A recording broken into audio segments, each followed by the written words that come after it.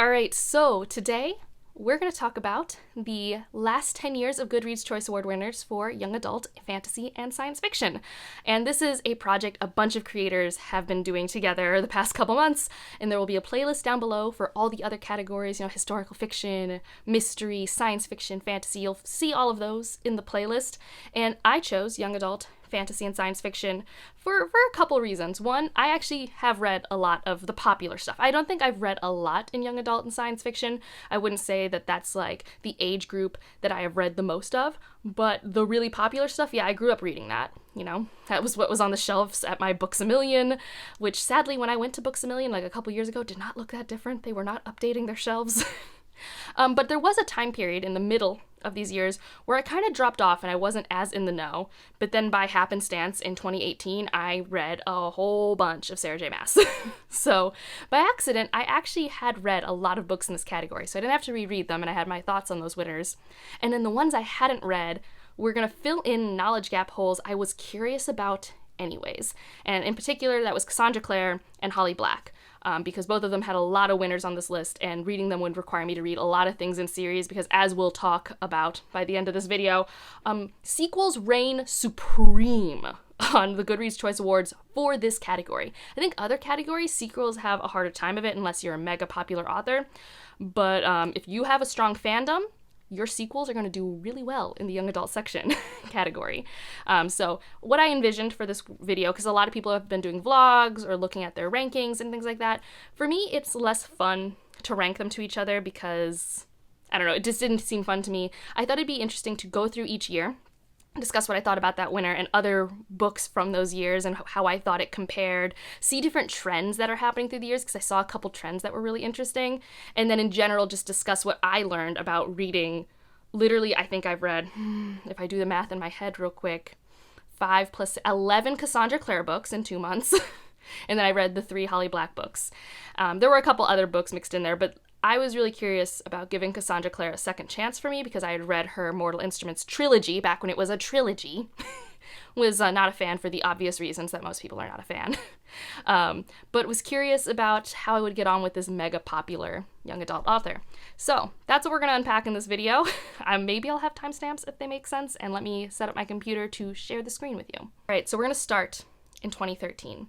Oh, 2013. I actually read the winner back, I think, in 2013. I used to own the entire Divergent series in hardback. I really liked it. I thought it was fun. And kind of similar to Hunger Games, although I will say Mockingjay, I think that's what it's called, the third book in Hunger Games, I think is a better ending. Allegiant, rage. I was so much rage. I got rid of my books. I was just like, nope, I don't want these. I don't need them. They're gone now because I hated the ending so badly. So to see it, the winner was honestly pretty disheartening. Like, I didn't love that, especially because it only won by 2,000 votes to Clockwork Princess, which I did read. Not for this year, but because in order to read some of the books for later on, when we get to 2021, I think, I wanted to read Infernal Devices because it's the prequel series to The Last Hours, which honestly, if you read The Last Hours before Infernal Devices, you're spoiling Infernal Devices. Like, I can confirm that. And so they were really neck and neck, and I think Clockwork Princess, if we're talking trilogy enders, way better. Worlds better. So much better. Allegiant changes characterization of characters. Allegiant has just... It's just not... It had such a cool reveal in Insurgent, and the way it paid off in Allegiant was so freaking disappointing. So I don't agree with the winner of this year. But what I also found interesting when I was looking through this, so if we scroll down, you can see some of the evergreens that we still talk about to this day. We have Scarlet, people talk about Steelheart. Look at how low Sarah J. Maas is at this point. This is pre-Sarah J. Maas fandom ownership of the internet. We're not quite there yet. I mean, still 7,000 votes. It's not bad. We have Mary Lou, who's like pretty consistently here. Marissa Meyer, Mary Lou, they don't win, but they're always there.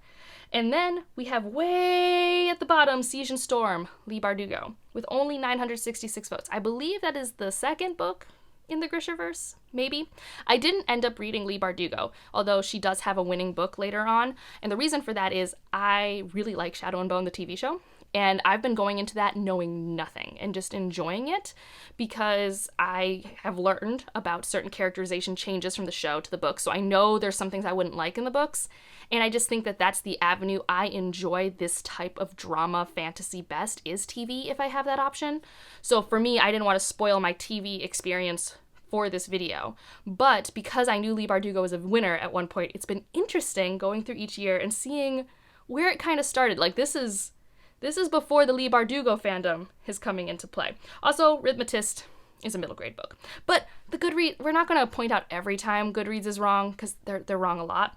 But that's 2013. We will now skip over 2014, City of Heavenly Fire. So this is why I had to read a lot of Cassandra Clare, because that's the 6th book in a series. And I will say, kind of as a recommendation for anyone looking to read Cassandra Clare, for the first 9 books, so we're talking Mortal Instruments and Infernal Devices, I would recommend publication order, even though that means you're going to be flipping between Mortal Instruments and Infernal Devices, because reading City of Heavenly Fire spoiled Infernal Devices for me. And, like, it wasn't a bad thing, but, like, just know that, because Clockwork Princess comes out before this one. And this one, like, there's character crossover and stuff like that. Maybe I just read them too close to each other, because I did read, like, 12 of these in 2 months. But just know that. And what I have also learned, having read 2 completed series by Cassandra Clare, is I like the second to last book in the series. None of those ever win. But those are my favorite. Clockwork Prince. Oh, what was the second to last one? Cities of Fallen Angels? No, that was the 4th book. I don't know. Whatever the 5th book's called. I love that because it had a really fun trope with Jace. That's, like, my thing. It's just, like, I just really like it. Cassandra Clare does drama in a way that when she stays away from the incest trope is incredibly fun to me. So I thought that was fine, and honestly, it won by a landslide. I don't even know what Hollow City is. I think I remember Leanna on her channel reading this series once, but I don't know what it is. Again, like I said, Marissa Meyer always up there. I think this one on the right is the Selection series. I hear it talked about a lot, but I haven't read it myself. And we see the rise of Sarah J. Maas. And this is actually what surprised me, is Heir of Fire is my favorite Throne of Glass book. For sure. It's the Throne of Glass book where we get to handle recovery from trauma the most, which is, like, where I think Sarah J. Maas is in her bag. And I was actually surprised that it was so low, because I just thought it would be one of the contenders in that series. But I think this is just, like, right before she is just, like, mega, mega popular, and maybe before her fandom is on Goodreads, right? Because that's another thing, right? Like, who is voting in the Goodreads Choice Awards in 2014? I don't know if they're actually booktubers yet who have, like, been using Goodreads a lot. I wasn't on BookTube in 2014. I have no clue. But that surprised me, but it is getting more votes. Red Rising shouldn't be here, obviously. Like, I mean, as much as it has trope overlap with young adult, it is not published for young adults. That's just, like, a fact.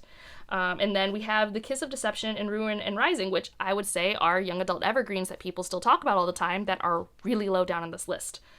So yeah, but 1,000 more votes for Leigh Bardugo, but in general, I think more people voted this year as well.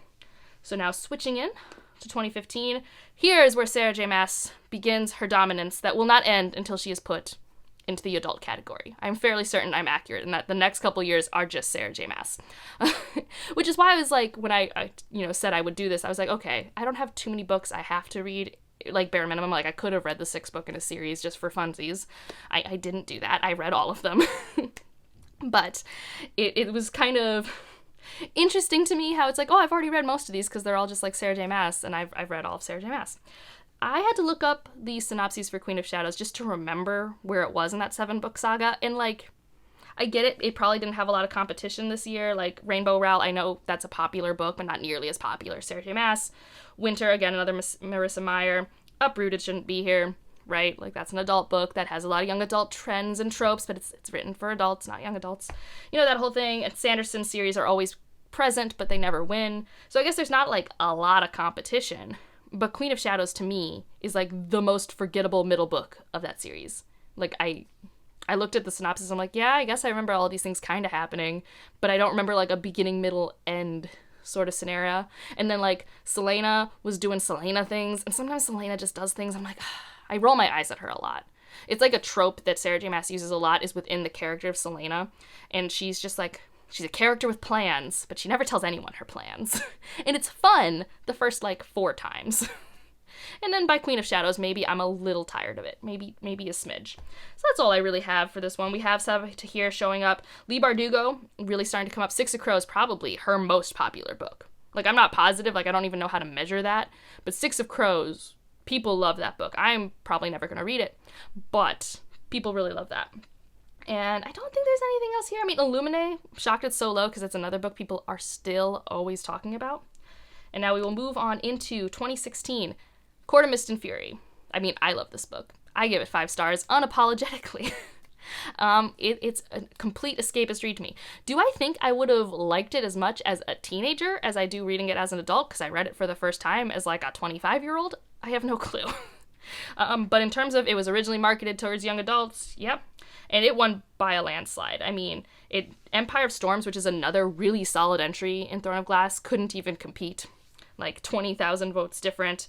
And then there was a new Cassandra Clare, and I haven't read Master Artificers. I did not have time. There was a part of me that really wanted to read Master of Artificers before getting to the last hour, but Master Artificers never won.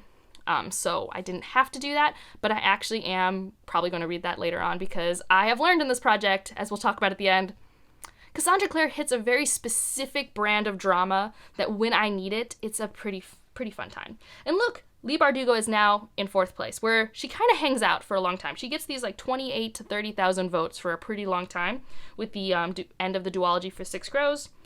And is this more of the selection? I don't know if this is more of the selection series. Girl with Dress on Cover book series that I keep seeing.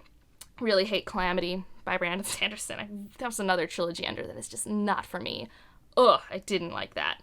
More Sabbath Tahir, that is a young adult series that is still on my list of like things that I didn't get to pick up when I was reading young adult, and now that I have been back on BookTube the past couple years that I've heard about and I think I might like, but I didn't get a chance to read. And then Mary Lou, like I said, she's always around. So we still have the same people, because it's generally the same popular, usually white authors that have been put on the nomination list. They get the better publishing, especially in this era, because we have not been diversifying publishing nearly enough at this time. I mean, even today, if we're honest. 2017, A Court of Wings and Ruin wins by a landslide. It's for sure the winner of this year. This book does not hold up on reread. I can tell you because I've read this book 3 times. I don't know what I have it rated here. Oh, it's not even rated on my thing. It's probably just because it's a different edition or something like that. I think now I would give it a 2 or 3 stars. When I finished it, though, my first read, it was 5 stars. So it's like really good on a first read, so I can totally see why it did well. Because especially at the end of Quartermist and Fury, you're like, I need the 3rd book now. I need to know how this resolves. And like, there's just like a certain way that Sarah J. Maas finishes her series that leaves a bad taste in my mouth. And I'm not going to mention it because I don't want to spoil things for people. But once you notice it, it's not as fun. It's just not as fun. So I think in retrospect, I don't think it deserves the 5-star I gave it originally. And it's just so long. This is where you start to really feel the overwrittenness of Sarah J. Maas. Like, up to this point, everything's been over 500 pages for a while. But this one, I think, is like 800 pages. And it's so long. So much filler. It's just not amazing. Strange the Dreamer. That's another classic. 24,000 votes. Caraval, I've heard a lot about. I feel bad for Tower of Dawn. I like Tower of Dawn. Mainly because it's just a romance book in the middle of Throne of Glass. Like, it doesn't really belong there. It's just a side quest. And if you hate Kale, it's not going to be a good time. But I like that one. Mary Lou again. This is where Scythe shows up, which is another, like, evergreen BookTube YA darling that we always talk about. Victoria Schwab enters the list here. There's a bunch of stuff down here that I've, like, never heard of. So, moving on to 2018. Sarah J. Maas again with Kingdom of Ash. Another ending. This was actually my first series ending by Sarah J. Maas. I read this before ACOTAR. So I read all of Throne of Glass, and then I read ACOTAR. And I didn't dislike Kingdom of Ash, but it wasn't as cathartic as I wanted it to be. And again, this is like 800, 900 pages. So much filler. And so much of Selena being Selena. And it's just like, Like, it wasn't bad. And I actually do think it's a better ending than A Court of Wings and Ruin. But I haven't reread it because A Court of Mist and Fury, I love to reread. I like to reread it, and then I'm always tricked into wanting to read A Court of Wings and Ruin because of how A Court of Mist and Fury ends, and I need to stop doing that to myself. Whereas this one, it's like, okay, my favorite book's book 3, and in theory I could start at book 3, but it's been forever since I've read book 1 and 2, which I really don't like in Throne of Glass. Like, I really don't like the first 2 books, and it's just like, so the energy of rereading Throne of Glass is just too high, so I haven't done that yet. If I had had more time, more brain cells, I might have reread all of Throne of Glass for this project, but at the same time, like, what I remember well, and this book is overwritten. It's really long, and I thought that at the time I read it, But in general, not a horrible ending. If you have been liking everything else in Throne of Glass, it would have been really fun. What I found really interesting, because this was, let's see, 2018. I'm not on BookTube. I haven't been reading young adult for years. I'm only reading Sarah J. Maas because my best friend has turned me on to her because we, exchanged books at the bookstore. And I didn't know about Children of Blood and Bone, but when I got on BookTube, people were talking about it all the time. But more because the sequel had just come out and people really didn't like the sequel. But it was really popular. Because Sarah J. Maas, this is the toughest race for her at this point. Only wins by 12,000 votes. So, I don't know anything about that book, and I haven't been drawn to pick it up because everyone doesn't like the sequel, and we don't know when the third book's happening. It's that fun little limbo space. The Cruel Prince I did read. I read it because Holly Black is about to win the next two. This is where Holly Black gets to have her rise for a minute, which is interesting because Holly Black actually has been, I think, writing young adult for a while before this. This isn't her first one. It's just the one that made her super popular. Because I remember growing up, I bought some of her books, I think, and I just didn't like them. They were pretty long though, but she's always been writing in fae. I could be making this up, but if the cover I'm thinking of is Holly Black, I'll put it on the screen. But The Cruel Prince is boring, and I don't like it. I think what's really impressive in a sad way about Holly Black books is that they are so short and feel so long, and I just don't care. And in particular, this first book is the classic setup, and it's a setup of a trope that I do typically like. I am guilty of liking this trope of love interest is a complete jerk in the first book. In the second book's when you learn he's been misunderstood and he has a good side, blah, blah, blah. That whole trope that I do like. I don't dislike that trope. But here it was too bully romance for me. Literally the entire Cruel Prince is Jude having to deal with a world that wants her dead, that abuses her physically, mentally. It's rough. And I think that is a pro for the series. If you want dark fae, there it is. It is incredibly dark for a young adult series, in my opinion. What Jude and her sister have to go through. Ooh, so that first book was rough, and then I spent a lot of that time it was a short book, 300 pages, being what are we doing, and what is the point? Because at first I'm is the point for her to become a knight? No, we handled that plot really quickly. Is the point for her to survive? Not really. And now she has this new role. What are we doing? And now that role's gone, so what do we do? It didn't have a cohesive plot to me. I could tell you what happens, but it's not a plot that while I was reading it, I was engaged, and Jude herself is fine. That's the thing I remember most about while reading young adult of the time that's super popular is, there's a lot of characters that are made that aren't always necessarily compelling on their own. There has to be a lot of you meeting the character halfway and giving them personality.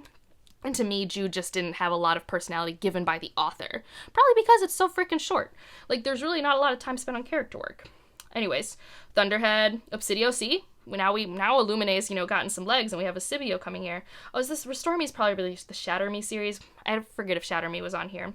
More Mary Lou, Sabatahir, The Bells, which I think is finally getting a sequel. I don't know. Muse of Nightmares, I'm surprised, is so low because of how much people love Strange the Dreamer. But it is significantly lower than Strange the Dreamer, and Strange the Dreamer, to me, is an evergreen. It's only become more popular.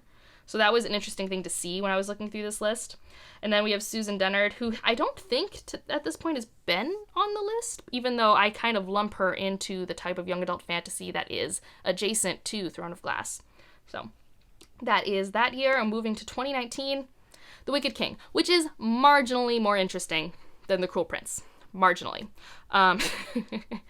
I still don't like it. This is the one where we have our love interests go from enemies to lovers sort of ish situation, but it didn't feel earned, and then we weren't spending enough time with them interacting for me to find it believable. Instead, we're doing all this politicking, and the politics just weren't interesting to me. It just didn't care. I had no interest or engagement, investment in the stakes of this story.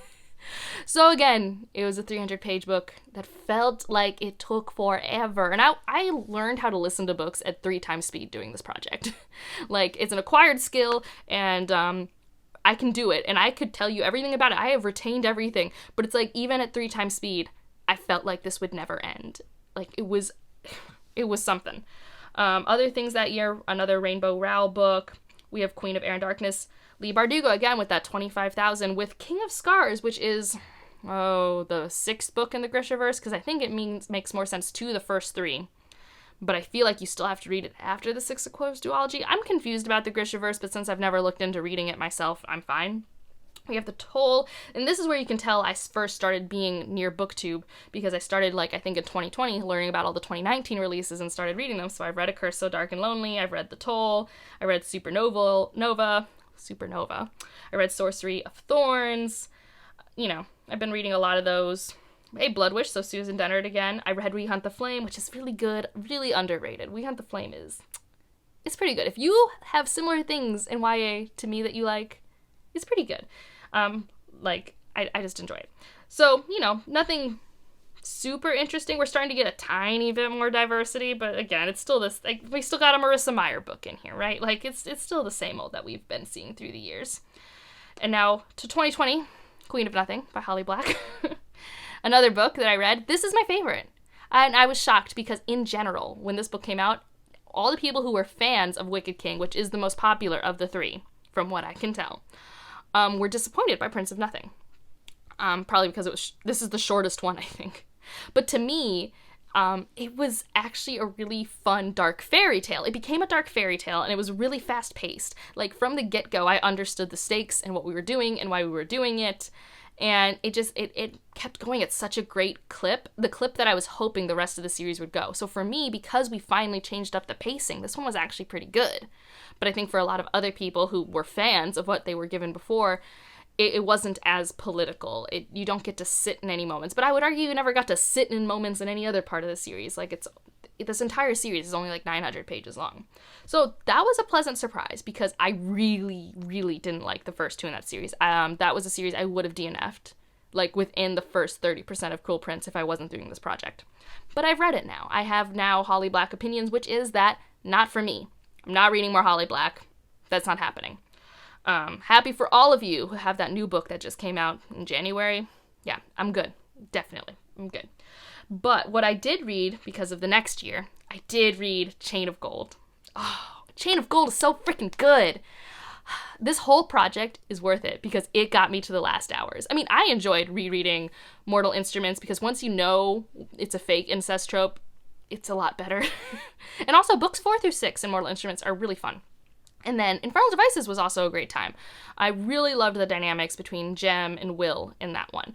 I don't really like Tessa and I don't really like Clare. And that's my issue with Mortal Instruments and Infernal Devices, is that the main characters, to me, were not compelling. I didn't love them. Cordelia is a queen, and I love her. I love Cordelia so freaking much. Cordelia and Cortana, they are everything. And I really also like James and Matthew and the ensemble cast, which I think there's an ensemble cast in Dark Artifices, which I haven't read yet. But going from just following the love triangle to an ensemble cast was incredibly fun for me. So I had a blast with all the side characters and their love interests. And for some reason, normally the plots of these books, these Shadowhunter books, have not been super fun for me. They've been like there. I'm like, fine. But this one was really fun. So in this first book, I can't really even remember what we were doing, but I was engaged with it. Like, I think that was the big thing. It's like, oh, okay, this is actually like a fun mystery. I'm here for this mystery. And then we have the crossover characters from Infernal Devices, and it's just fun. I just had a lot of fun with this crew. It was like great banter in this friend dynamic. I wish Last Hours had a CW show. I would watch that so fast. So that would have been my vote if I had voted this year, which I actually did vote this year. I voted on Cemetery Boys because Cemetery Boys is great. Ballad of Songbirds and Snakes I have not read because, as I already kind of expressed earlier on when talking about Divergent, I didn't like the end of that series and I had no interest in this type of prequel.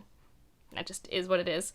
Midnight Sun, I'm actually surprised didn't have, like, more votes. I don't know, I didn't read it, but, like, Twilight is, like, pretty popular. And here's Children of Virtue and Vengeance, which, like, on BookTube people were lukewarm on, but, like, I mean, the first book was so popular. I'm not surprised it still got a fair few votes. Starsight, Legend Board, Cinderella's Dead. So this is where you can really tell in 2020 that we have a push for diversity. 2020 was also a time where a lot of people subscribed to Black booktubers and then didn't watch their content. Like, there was a lot of performative stuff going on in 2020. If you need a look-back glass.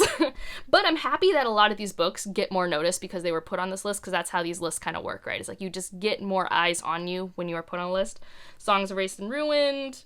I didn't know Kingdom of Bach was young adult, but Mary Lou, again, I think Mary Lou, I haven't actually looked. She might be on every single one of these nomination lists. There's a chance. And then Ray Barrier. You know. Now into 2021. I did not read Rule of Wolves. This is the one winner I did not read because I would have had to read the entire Grisherverse to get here. And I wasn't doing that because I like the show. And I was actually surprised because on BookTube, no one likes Rule of Wolves, even if they liked Kingdom of Scar. I have not seen a positive review of this book. I don't know, but like, again, this is kind of more fandom driven, right? And like, the Leigh Bardugo fandom apparently is bigger than the Cassandra Clare fandom, which is fine. Like, it's just interesting seeing that shift, that turn of events. I love Chain of Iron. That was so fun. I just finished that like 2 days ago. And, if you don't like love triangles, don't read Cassandra Clare, but drama and love triangles, yes, it's so messy.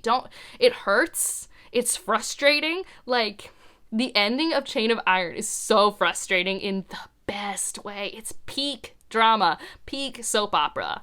And like, this has like a Jack the Ripper type atmosphere. So fun. I had so much fun with Chain of Iron. I am psyched for Chain of Thorn. This project's gonna be over and I'm going to read Chain of Thorn. I need to know. I'm ready. Cassandra Clare, not a fantastic person. I'm going to link down below Reads with Rachel's Authors Behaving Badly. She has a 3-part version for Cassandra Clare.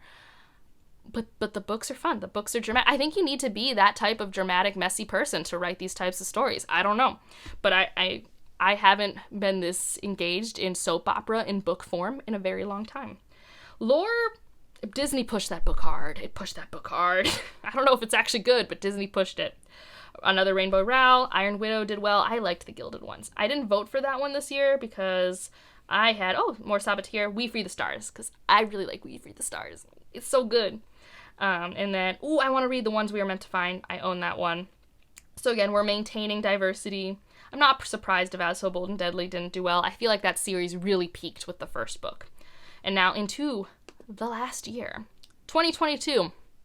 Gallant. I had to read Gallant. I don't talk about it a lot. V.E. Schwab is an author people love. And so I don't wanna be mean to people who love this book, or anything like that, or who love this author. This book is, I didn't like the Cruel Prince series, but Gallant was so boring, and so long for how short it was. Like, if you want to read like a gothic, atmospheric, haunted house story, What Moves the Dead came out last year. Way better. Because that's what this book is. I don't know. It's not a bad book. It's just boring. I would have DNF'd it if I could. That's really all I've got. I just really solidifies to me that V.E. Schwab's just not an author for me. She does not engage me either through her ideas, her writing style, or character work. None of it works for me, unfortunately. And I've read most of her adult work. I've read everything but Audie LaRue in her adult catalog, and I'm just... At least some of those, like Vicious and Vengeful, page-turners. Not, like, super memorable to me, but page-turners. And then, like, what was it? Darker Shades of Magic. Fine. I like the third book best because it was the most fast-paced, but everything else was a little overwritten, even the last book. This year, though, I was actually surprised because... If you haven't been keeping track, this is the first standalone book to win in this category. Everything else is like a last book in a series or a middle book in a series. There are no first books in the series. You are not allowed to win if you are a first book in the series. That is unallowed for the young adult fantasy sci-fi category. But this one actually did, which I was shocked by because Bloodmarked is very popular, and it actually only lost by like 3,000 votes. So I almost would have had to read Legendborn and Bloodmark. I actually know what happens in both of those books because I watched a lot of spoiler videos on it for a different video series I do. But I think I would have had fun with Legendborn and Bloodmark in a similar way that I do with Shadowhunter because it seems like it leans into like the drama, the soap opera-ness of like a CW show, potentially. But I was actually surprised. And then actually, this entire top row is incredibly close. So what that tells me is that year there wasn't really a clear consensus fandom winner because we didn't really have, like, a fandom author happening. We don't have a Cassandra Clare. Sarah J. Maas has been an adult fantasy plaguing us for a while now. We don't have that. There's no Leigh Bardugo. Like, there's no Holly Black. We don't have any of those, so... It got kind of evenly split. I'm really happy with Girl Who Fell Beneath the Sea doing so well. That's one of the young adults from last year I still want to read. I think I voted for another Aiden Thomas. Yeah, that's what I voted for. I haven't read it, but it's the Goodreads Choice Awards. I do what I want. And yeah, I've heard good things about The Dragon Promise and A Magic Steeped in Poison. But I'm going to stop sharing the screen. That is my general thought process of doing this project.